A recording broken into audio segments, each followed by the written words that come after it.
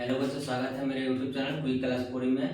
जैसे कि बच्चों पता है कि आपको बिहार बोर्ड 10th का रिवीजन सेशन चल रहा है और इसी सेशन के क्रम में हम लोग आज चैप्टर जो लेकर आए हैं दो चर वाले रैखिक समीकरण लेकर आए हैं।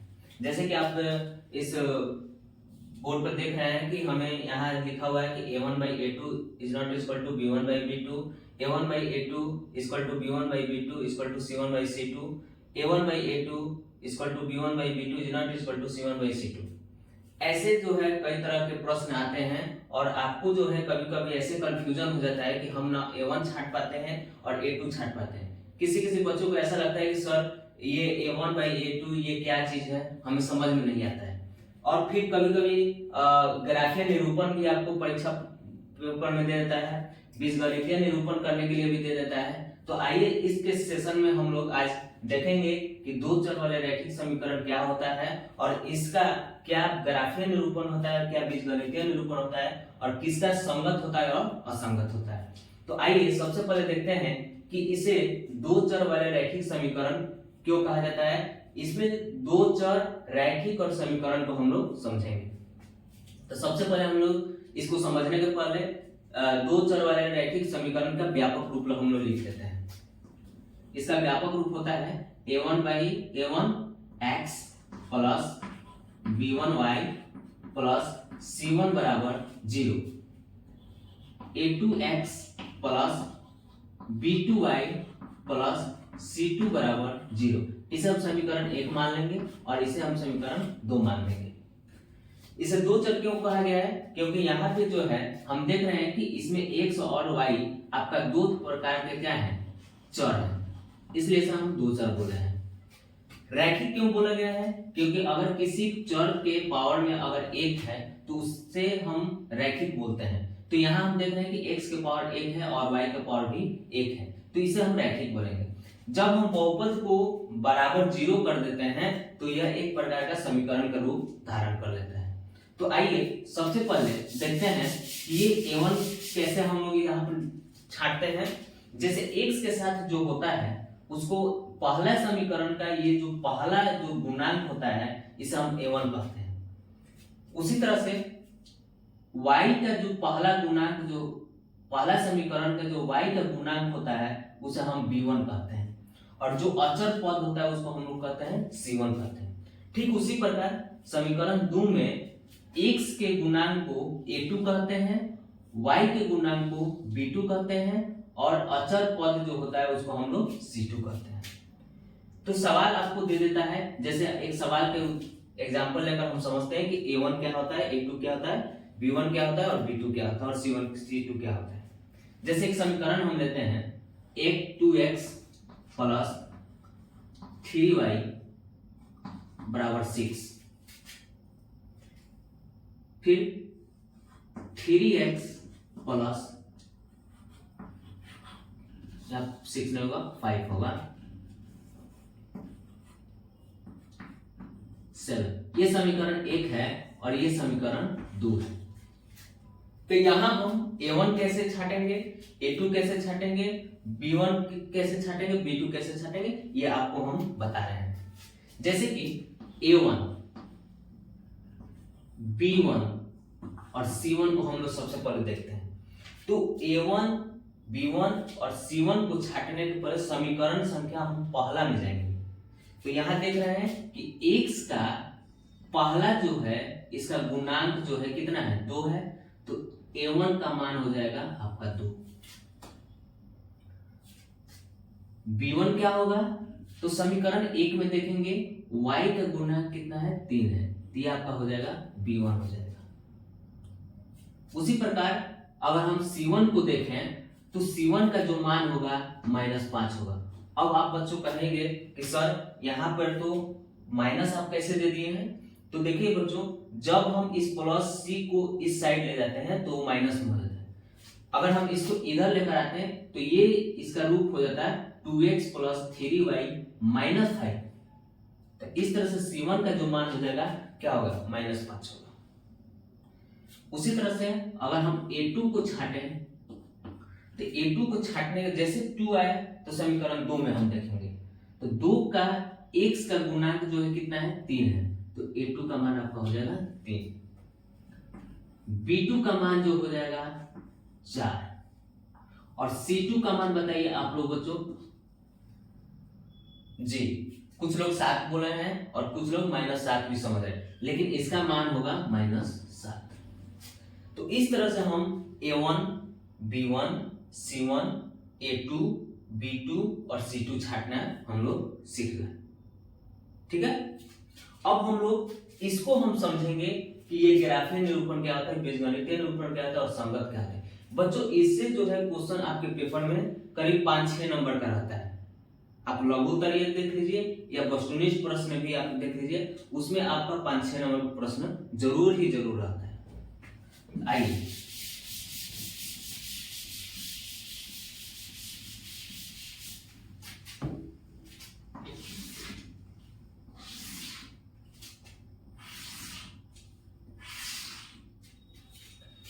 जैसे कि यहां देख रहे हैं कि A1/A2 is not equal to B1/B2। ये क्या होता है? अगर पूछता है कि ग्राफीय निरूपण क्या है, तो ग्राफीय निरूपण 3 चीजें दर्शाई जाती हैं। पहला कहता है कि प्रतिच्छेद,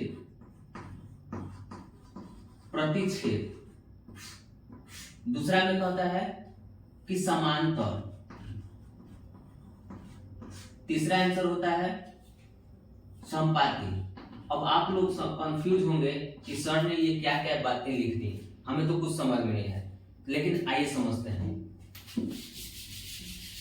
जब भी हम 2 चर वाले रैखिक समीकरण को लेते हैं तो उसका ग्राफ खींचने के लिए हमको कहता है। तो आप लोग देखे होंगे कि जब आप ग्राफ खींचते हैं तो एक सीधी लाइन लेते हैं जिसको हम लोग कहते हैं वाई अक्ष, और जो एक ऐसे लाइन लेते हैं इसको हम लोग कहते हैं एक्स अक्ष। तो जब 2 रेखाएं एक दूसरे को काटती हैं तो इसे हम कहते हैं प्रतिच्छेद। ठीक है, यदि 2 रेखाएं जो हैं एक दूसरे के इस तरह से चले तो इसे हम कहते हैं समांतर रेखाएं। यदि 2 रेखाएं जो हैं एक दूसरे को ऊपर आ जाएं तो उसे हम कहते हैं समपाती। तो किसका समांतर होता है, किसका प्रतिच्छेद होता है और कौन समपाती होता है, आइए देखते हैं।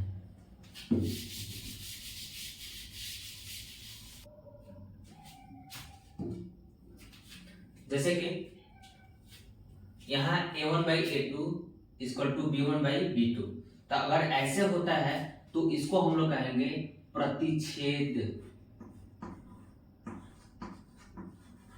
प्रतिच्छेद रेखाएं।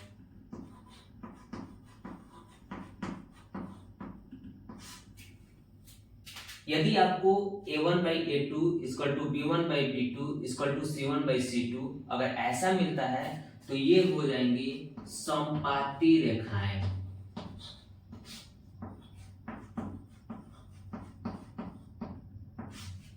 यदि आपको A1/A2 equal to B1/B2 is not equal to C1/C2 मिलता है तो ये हो जाएंगी आपकी समांतर रेखाएं।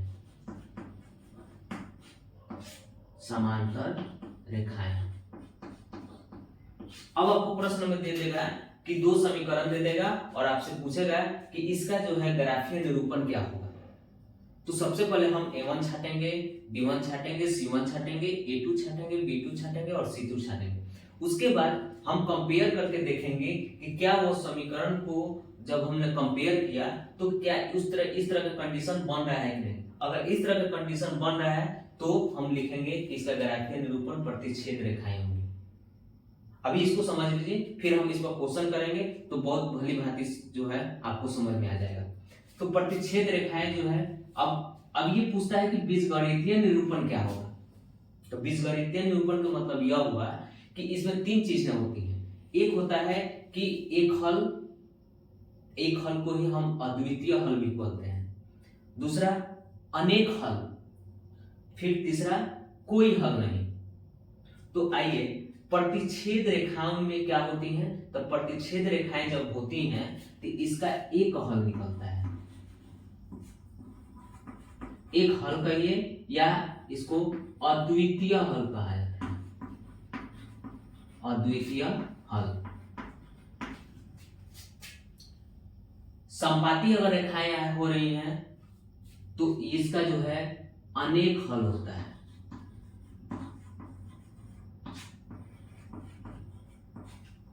और समांतर रेखाएं अगर है तो इसका कोई हल नहीं होता है।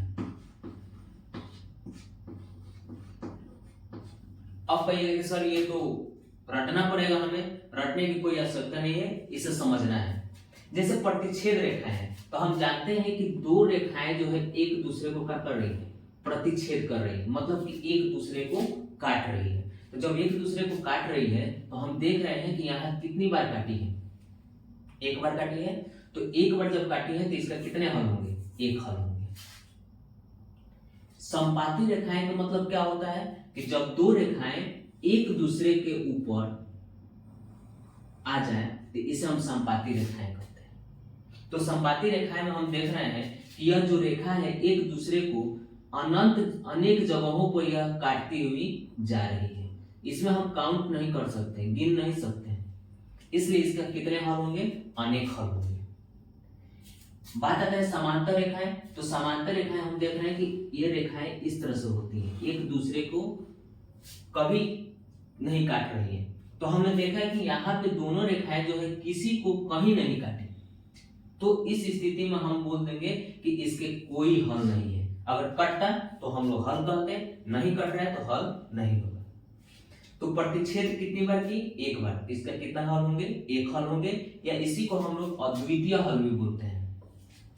संपाती मतलब एक रेखा जो है दूसरी रेखा पर चिपकी हुई है तो यह बहुत अनेक जगहों पर यह काटती हुई आगे जा रही है, तो इसे हम क्या होगा, अनेक हल होगा। फिर यहाँ पे कोई हल नहीं, क्यों नहीं होगा, क्योंकि ये यहाँ पे दोनों रेखाएं एक दूसरे को समांतर हो रहे, कहीं नहीं काट रहे, इसलिए कोई हल नहीं होगा। अब यहाँ देखते हैं कि संगत क्या है, असंगत क्या है। तो जिसका हल होगा उसमें संगत होता है, जिसमें हल नहीं होगा उसे हम क्या कहेंगे, असंगत। यहाँ हल लिख देते हैं, हल नहीं, कोई हल नहीं। तो यहाँ देख रहे हैं कि एक हल आया तो ये आपका क्या है, संगत है। यहां भी हल निकल रहा है तो ये भी आपका क्या है, संगत है। और यहां देखिए कोई हल नहीं है तो ये आपका क्या है, असंगत है। समझ गए बच्चों? इसे आप नोट कर लीजिए या इसे आप स्क्रीनशॉट ले सकते हैं समझने के लिए। फिर इसके हम क्वेश्चन करेंगे। चलिए अब हम समझते हैं कि इससे क्वेश्चन कैसे पूछता है। जैसे क्वेश्चन दे देगा कि x माइनस 2y बराबर 0, 3x प्लस 4y बराबर 20। तो पूछेगा कि इसका ग्राफीय निरूपण क्या है, बीजगणितीय निरूपण क्या है, ये संगत है कि असंगत है, ये आपको प्रश्न में पूछेगा। तो सबसे पहले हम लोग देख लेते हैं कि इसका a1, a2, b1, b2, c1, c2 कैसे छांटते हैं। तो जब तक आपको छांटने नहीं आएगा तब तक आप इसको हल नहीं कर पाएंगे। तो आइए हमारे साथ जो है आप भी इसको छांटने का प्रयास करिए। आप देखिए कि हम छांट पा रहे हैं कि नहीं, और फिर हमारे जो हम बना रहे हैं तो इसे आप मिलान करिएगा, ठीक है। तो आइए सबसे पहले a1, b1, c1, ठीक है, a2, b2 और c2 लिख लेते हैं, ठीक है।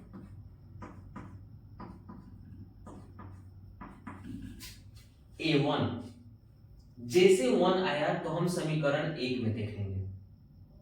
समीकरण 1 में x के गुणांक यहाँ कितना है, कुछ नहीं दिख रहा है हमको। यहाँ पे गुणांक जो है 1 छुपा रहता है, तो a1 का मान क्या होगा, 1 होगा। b1, तो b1 किसको बोलते हैं, y के गुणांक को बोलते हैं। y के गुणांक यहाँ कितना है, -2 है, न कि 2 है, तो -2 हो जाएगा। c1 कितना है, तो c1 में हम देख रहे हैं कि यहाँ c1 हमको कोई दिखाई नहीं दे रहा है, तो c1 यहाँ पे जो हो जाएगा आपका क्या हो जाएगा, 0 हो जाएगा। फिर अब जैसे हम a2 में आएंगे तो a2 जैसे आएगा हम समीकरण 2 में देखेंगे। तो a2 जो है आपका x का गुणांक है, तो x का गुणांक आपका कितना है, 3 है। तो a2 का मान आपका हो जाएगा 3। b2 का मान कितना है, तो y के गुणांक कितना है, यहाँ पे 4 है, 4 हो जाएगा। c2 का मान कितना है, तो c2 का मान आप बताइए, -20 होगा, ना कि 20 होगा। अब हम देख रहे हैं कि यहाँ पे अगर इसको हम लिखना चाहें कि a1 बाई a2, तो लिखना चाहे तो 1/3 होगा। b1 बाई b2 इसको लिखना चाहें तो -2/4 होगा। और c1 बाई c2 लिखें तो हम देख रहे हैं कि 0/-20 होगा। अब आप इन चीजों को देखकर बताइए कि हमारे जो 3 हम लिखे थे किसका फॉलो कर रहा है। जैसे हम क्या क्या लिखे थे, a1 by a2 is not equal to b1 by b2। दूसरा था a1 by a2 equal to b1 by b2 equal to c1 by c2। एक और लिखे थे a1 by a2 equal to b1 by b2 is not equal to c1 by c2। अब आपको इन चीजों को देखते हुए बताना है कि इन तीनों में किस नियम को फॉलो कर रहा है। चलिए देखते हैं। a1 बाई a2 1/3 यहां है और यहां देख रहे हैं कि -2/4 है। क्या ये दोनों बराबर है? नहीं है।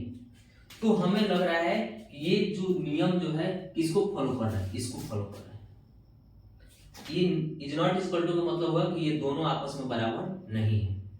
तो इस तरह से हम कह सकते हैं कि इसका जो ग्राफीय निरूपण होगा, क्या क्या होगा ग्राफीय निरूपण, आप उसको देखिए जो हम बताए हैं उसमें लिखा होगा कि जब इस तरह का कंडीशन होता है तो ग्राफीय निरूपण जो होता है क्या होता है, प्रतिच्छेद करती हुई रेखाएं होती है, प्रतिच्छेद करती रेखाएं।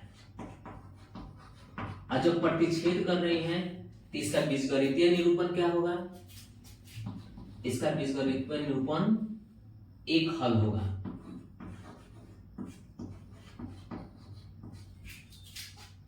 जब एक हल होगा तो यह संगत होगा कि असंगत होगा, संगत होगा।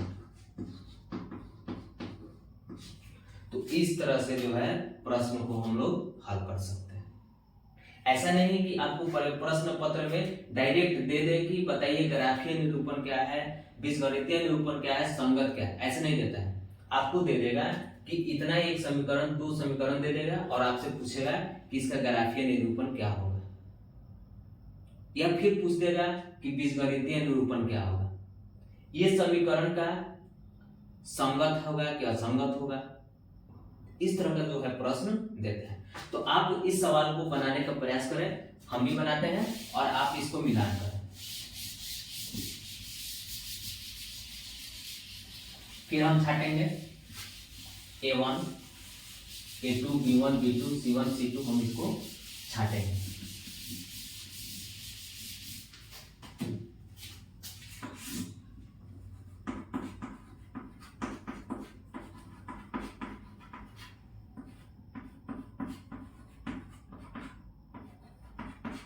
इसे हम लिख लेते हैं ताकि हमें कंपेयर करने में आसानी मिलेगी।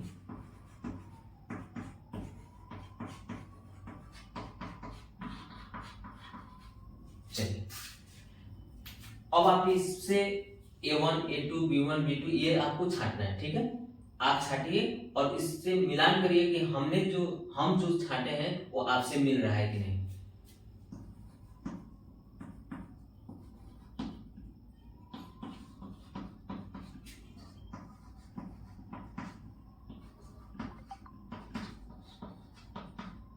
चलिए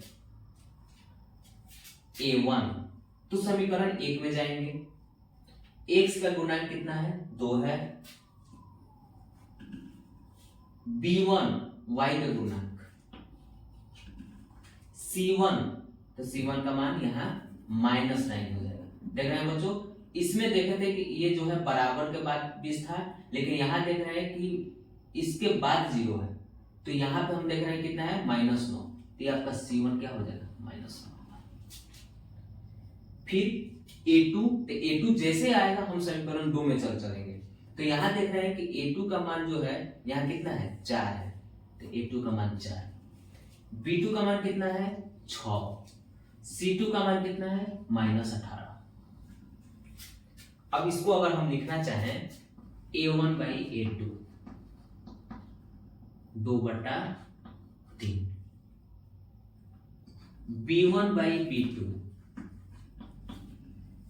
3/6, c1/c2 -9/-18। सॉरी यहाँ 3 नहीं होगा 4 होगा, क्योंकि a1 का मान 2 है और a2 का मान 4 है। इसे आप कटा भी सकते हैं, ऐसे आपको देखने में नहीं लग रहा है कि कौन बराबर है, इसको काट के छोटा कर देते क्योंकि हमारा यहाँ कट रहा है। तो 2 से कटाएंगे, 2 एकम 2, 1/2 होगा, 3 से कटा दीजिए, ये होगा 1/2, इसको कटा दीजिए 1/2। अब आप जो है इसको कंपेयर करिए कि इन तीनों में किसको फॉलो कर रहा है। देख रहे हैं a1/a2 1/2 है, b1/b2 1/2 है, c1/c2 1/2 है। तो हमने देखा क्या कि ये तीनों के तीनों आपस में क्या है बराबर है। तो आप इसमें से बताइए कौन फॉलो कर रहा है, ये वाला फॉलो कर रहा है, ये वाला देख रहे हैं a1/a2 b1/b2 = c1/c2। तो अब आप बताएं कि इसका ग्राफीय निरूपण क्या होगा, बीजगणितीय निरूपण क्या होगा, और संगत होगा कि असंगत होगा।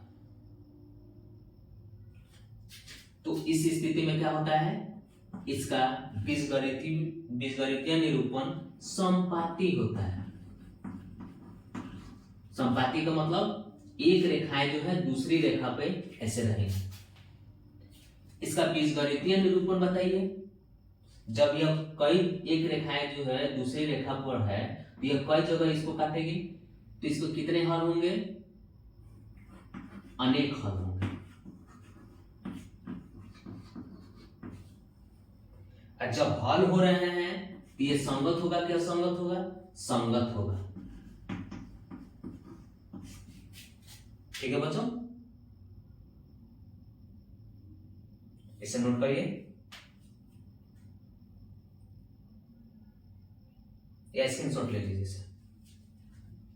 चलिए अब हम तीसरे प्रश्न को हल करेंगे और देखेंगे कि ये क्या किस नियम का फॉलो कर रहे हैं।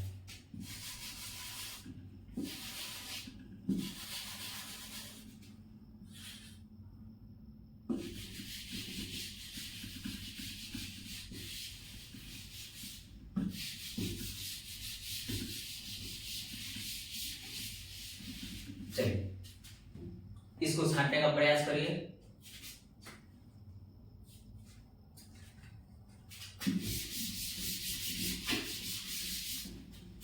चलिए a1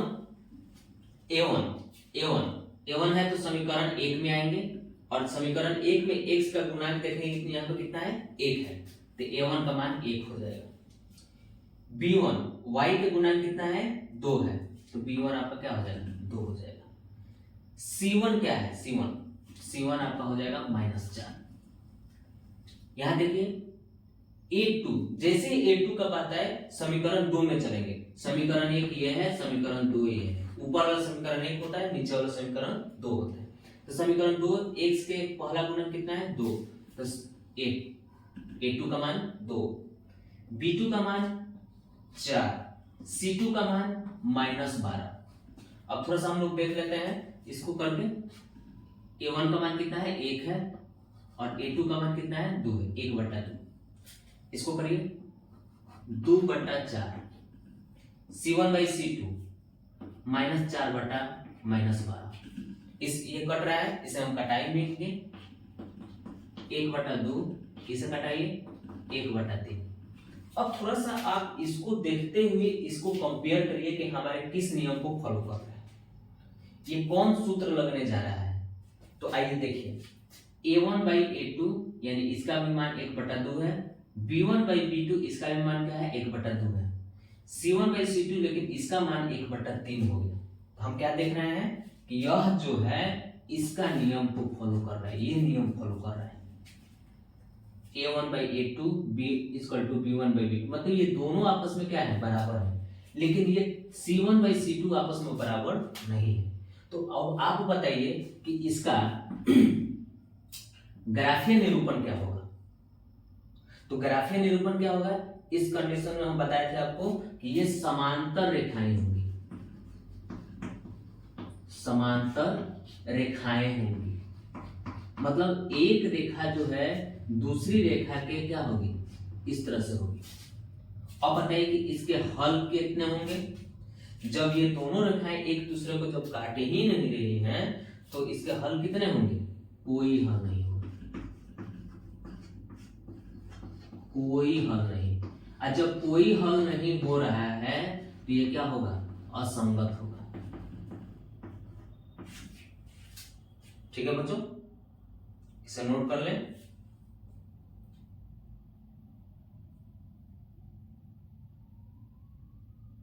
चलिए तो देख लेते हैं कि आपके प्रश्न पत्र में किस प्रकार के क्वेश्चन पूछता है। जैसे क्वेश्चन कैसे पूछेगा, देगा 2x + 3y = 5, समीकरण 1 है। 3x + 9y = 15, समीकरण 2। ऐसे दे देगा और पूछेगा कि इसका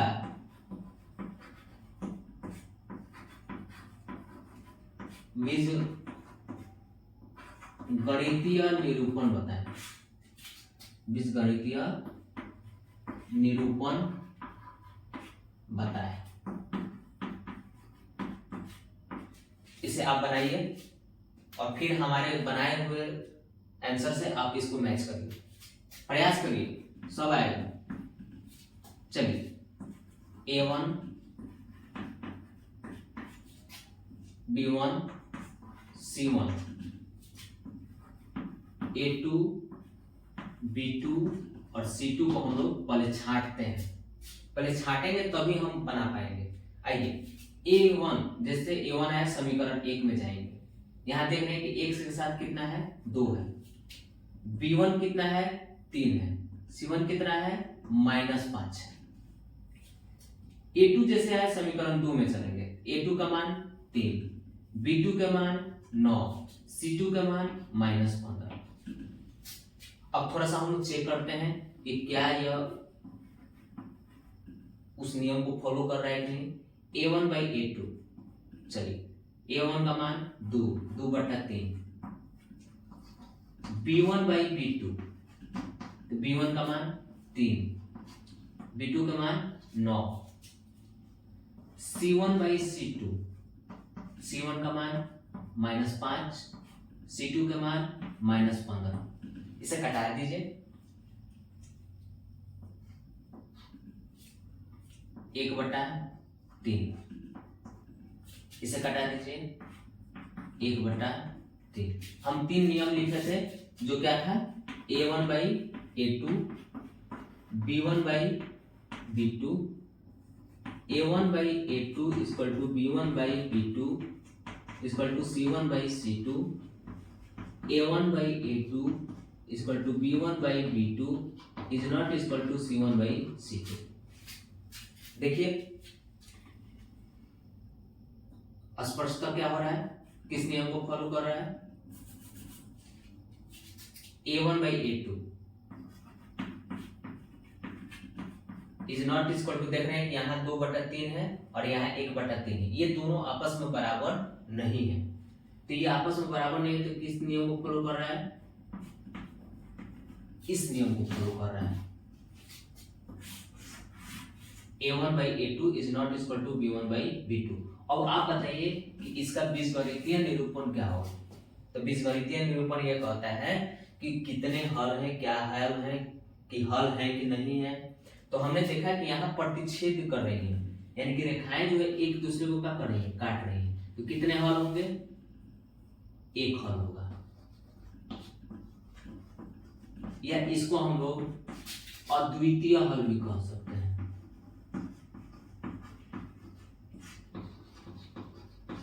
तो इस तरह का जो है आपके प्रश्न पत्र में प्रश्न को पूछता है। अगर पूछता है तो आपको ऐसे ही बनाएंगे। आइए प्रश्न को देखते हैं। यहां दिया हुआ है कि 9x + 3y + 12 = 0 समीकरण 1, px + 6y + 24 = 0 समीकरण संख्या 2। कैसे देगा? यदि इसके अनेक हल है तो p का मान ज्ञात करें। यहां सवाल को देखिएगा, 6x + ky + 10 = 0 समीकरण संख्या 1, 2x - y + 9 = 0 समीकरण संख्या 2। यदि इसके कोई हल नहीं है तो k का मान ज्ञात करें। तो आइए ऐसे सवाल को हम लोग कैसे हल करेंगे, बहुत ही आसान भाषा में हम इसे समझेंगे। कल के क्लास में हम लोग बच्चों a1, a2, b1, b2, c1, c2 ये सब छांटना हम लोग सीखे थे। हमें 3 तरह की कंडीशनें आई थी, जैसे a1/a2 is not equal to b1/b2, एक आया था a1/a2 is equal to b1/b2 is equal to c1/c2। एक और कंडीशन आया था a1/a2 is equal to b1/b2 is not equal to c1/c2। कल के क्लास आप भली भांति समझ चुके होंगे कि जब भी इस तरह का कंडीशन आए तो उसका ग्राफीय निरूपण प्रतिच्छेद करती है। जब प्रतिच्छेद करेंगे तो उसका हल 1 होगा, जब हल होगा तो संगत होगा। जब इस तरह का कंडीशन होता है कि अगर a1/a2, b1/b2, c1/c2 और तीनों बराबर हो गया तो ग्राफीय निरूपण होगा संपाती होगा। बीजगणितीय निरूपण में क्या होगा? अनेक हल होगा, और जब हल होगा तो संगत होगा। a1/a2 is equal to b1/b2 is not equal to c1/c2। अगर इस तरह का कंडीशन बनता है तो रेखाएं जो है समांतर होती हैं, और जब समांतर होंगी तो कोई हल नहीं होगा। इसी कंसेप्ट को लेते हुए हम इन सवाल को हल करेंगे। तो आइए सबसे पहले a1, b1, c1, a2, b2 और c2 को हम लोग सबसे पहले छाटेंगे। चलिए a1 को आप छाटिए और हमारे साथ मिलान करिए कि क्या हमें a1, a2, b1, b2 छाटने आ रहा है कि नहीं। a1 जैसे a1 है समीकरण 1 में चलेंगे और x का गुणांक कितना है? 9 है। b1 का मान कितना है? 3 है। c1 का मान कितना है? प्लस में 12 है। अगर यही 12 जीरो के इस साइड जाता तो इसका वैल्यू कितना होता? -12 होता। ठीक है। a2 का मान, तो a2 का मान समीकरण 2 में चलेंगे और हम देख रहे हैं कि x के साथ यहाँ पे कोई संख्या दिखाई नहीं दे रहा है। क्या दिखाई दे रहा है? p दिखाई दे रहा है। हम p को ज्यों का त्यों लिख लेंगे। b2 का मान कितना है? y के गुणांक कितने हैं? 6 है, तो ये आपका b2 हो गया। c2 कितना है? तो 24 हो गया। अब हम थोड़ा सा नजर दोहराएंगे यहाँ क्या बातें कह रही है। इतना छाटने के बाद हम सवाल को पढ़ेंगे। सवाल में दे रहा है कि इसके अनेक हल हैं। अब आप इन तीनों में बताइए कि किसका अनेक हल होता है। इसका तो एक हल होता है, इसका अनेक हल होता है, इसका कोई हल नहीं होता है। तो ये नियम हमारा लग रहा है कि ये फॉलो कर रहा है। तो यहां पर लिखते हैं अनेक हल की स्थिति में, अनेक हल की स्थिति में क्या होता है? ये अनेक हल की स्थिति में a1/a2 equal to b1/b2 equal to c1/c2। आइए लिखते हैं a1/a2 यानी कि 9/p बराबर 3/6 बराबर 12/24। अब हमें जो है p का मान निकालना है, तो यहां पे हम लेंगे, चूंकि इसे लेंगे इतने हिस्से को, क्या है 9/p बराबर 3/6। अब इस तरह का आता है तो हमें क्या करना चाहिए, क्रॉस मल्टीप्लीकेशन करना चाहिए। तो जब हम क्रॉस मल्टीप्लीकेशन p से 3 में करेंगे तो ये होगा 3p, और 9 से जब 6 में गुना करेंगे तो 54 हो जाएगा। p इक्वल टू क्या होगा, p इक्वल टू हो जाएगा 54/3। इसे कटा दीजिए। जब हम इसे कटाएंगे तो कितना होगा बताइए, ये 18 मार्क में कटेगा, तो इसका p का मान कितना हो जाएगा 18। तो इस तरह से हम p का वैल्यू निकाल देंगे। ठीक है, उसी तरह से इस सवाल को आप बनाइए और देखिए कि हमारा आंसर मैच कर रहा है कि नहीं। आप बनाइए।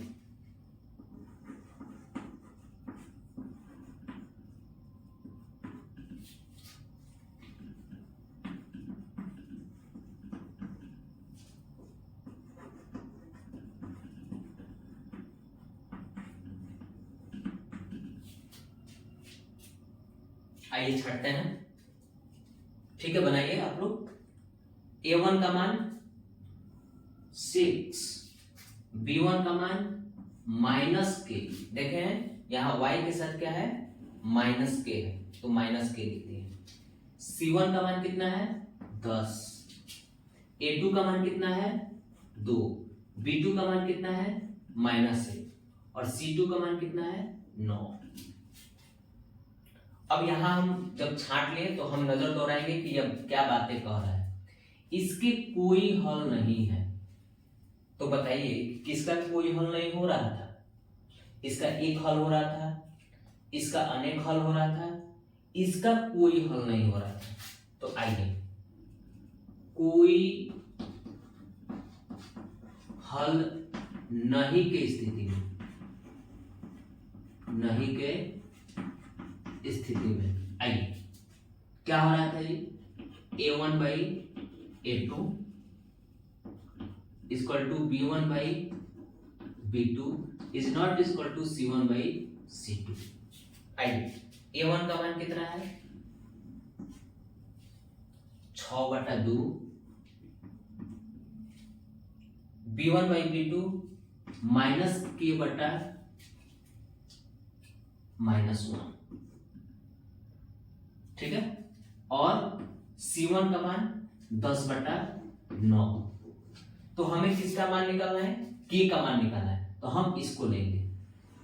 क्यों लेंगे, क्योंकि ये दोनों आपस में क्या है बराबर है। तो जब बराबर हैं तो इसको हम क्या करेंगे क्रॉस मल्टीप्लीकेशन करें। जब -1 से 6 में गुना करेंगे तो -6 होगा, जब 2 से अब -k में गुना करेंगे तो -2k होगा।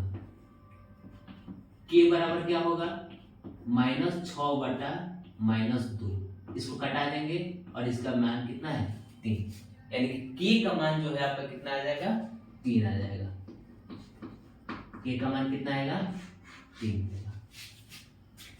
ठीक है, इसे नोट कर लीजिए। फिर एक और क्वेश्चन लेते हैं। क्वेश्चन देता है कि 9x + 3y + 12 = 0 समीकरण संख्या 1, px + 6y + r = 0 समीकरण संख्या 2। यदि इसके अनेक हल है तो p और r का मान ज्ञात करें। कभी कभी प्रश्न पत्र में आपको दो मान निकालने के लिए देते हैं। जैसे यहाँ इसके पहले वाले दो प्रश्नों में हम लोग एक में p निकाले थे और दूसरे में k निकाले थे, तो इसमें जो है दो निकालना है p और r। तो सबसे पहले इसको बनाने के पहले हम लोग a1 छाटेंगे, a1 b1 c1, a2 b2 c2। a1 का मान बताइए 9, b1 का मान बताइए 3 और c1 का मान बताइए 12। a2 का मान p, b2 का मान 6 और c2 का मान 8।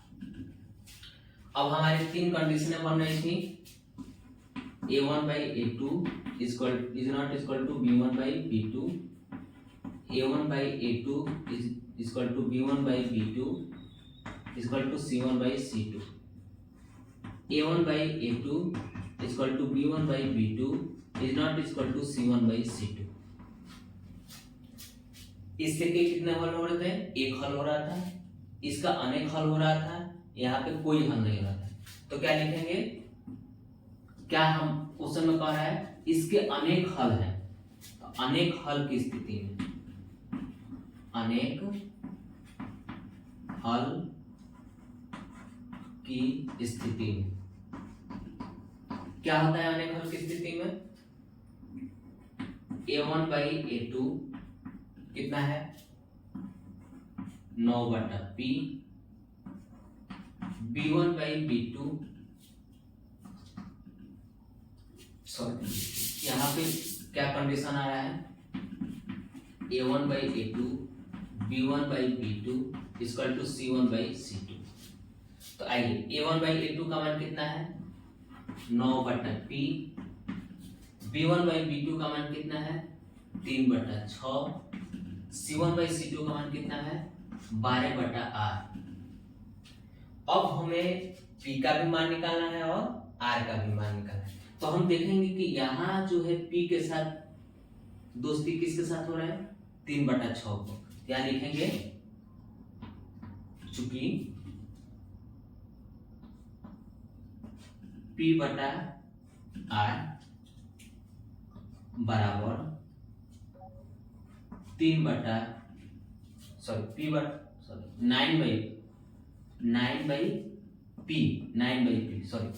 9/p 3/6 हो गया। अब क्रॉस मल्टीप्लीकेशन करेंगे, तिरछा तिरछी गुना। जब 3 से और p में गुना करेंगे तो कितना आएगा? 3p। 9 से 6 में गुना करेंगे तो 9 6 के 54। p बराबर क्या होगा? 54/3 हटा दीजिए, p का मान कितना आएगा? 18। ठीक है। अब हमें क्या निकालना है? r निकालना है। तो जब r निकालना है तो इसके साथ हम दोस्ती करेंगे। क्या होगा? 3/6 बराबर 12/r। क्या करेंगे? तिरछा तिरछी गुना। तो जब हम तिरछा तिरछी गुना करेंगे तो इससे इसमें गुना करेंगे तो 3r हो जाएगा, और 12 से 6 में करेंगे तो 12 6 72 हो जाएगा। r बराबर क्या होगा? 72/3। इसको घटा दीजिए, 24 बार में कटेगा। इस तरह से r का मान जो है हमारा 24 निकल कर आएगा। हालांकि ये क्वेश्चन थोड़ा सा टफ है, ऐसे हमें आशा है कि ऐसे प्रश्न ना पूछे, एक ही पूछे तो हम आसानी से बना सकते हैं। धन्यवाद। और आज के सेशन में हमें ऐसा लग रहा है कि आप लोगों को बढ़िया से ये चीजें जो है समझ में आ गई हैं, और कल के जो क्लास में हम लोग एक नया टॉपिक स्टार्ट करेंगे। धन्यवाद।